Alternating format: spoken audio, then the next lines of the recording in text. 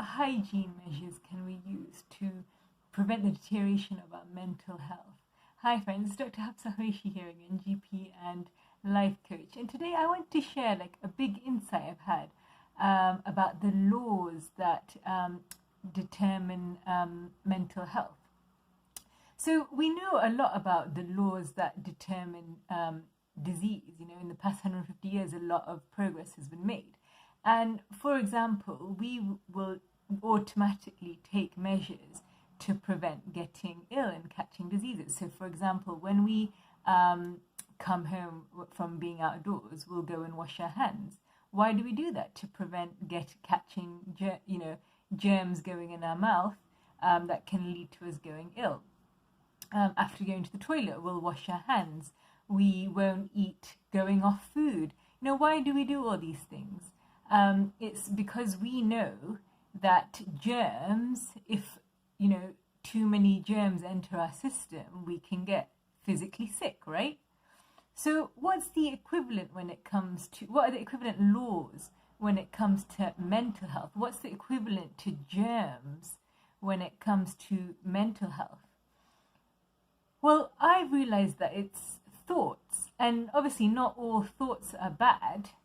Not all thoughts lead to mental illness, but certain ones can do, because ultimately it is our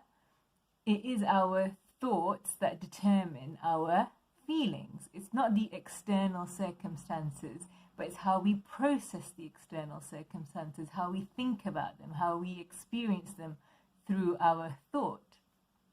Even a happy event such as having a child, that circumstance alone, that actual circumstance, does not have the power to automatically dictate how a person would feel about that circumstance. Obviously most people, if they have a child, they might be very happy. But, who knows, sometimes people might have their predominant feeling might be anxiety or fear, right? So that same external circumstance doesn't always cause the same feeling in a person. And what is the thing in the middle that determines actually how one feels is how one is thinking in the moment, right? It's our thought in the moment that determine how we feel in any given moment. And as I mentioned before, not all germs cause illness, right? Physical illness. And stage, obviously, we need to think not all thoughts necessarily cause illness. But what is the line between when something makes us ill? Well, it's when we kind of start feeling ill, right? So at a certain point, there's a fine line between sort of normal anxiety and normal low mood that people feel, and then anxiety disorder and depression that people come to me all the time for, seeking antidepressants, right? And at some point, those thoughts become too many germs, too many germs will cause physical illness. Similarly, too many of the negative thoughts can lead to low mood that becomes depression, or can lead to the anxiety that then turns into generalized anxiety disorder. Hope you're following what I'm saying. So what can we do to actually wash our hands? What's the equivalent to washing our hands when it comes to our thoughts? Well, there's lots of things we can do. But one that I want to share with you very quickly today is, journaling.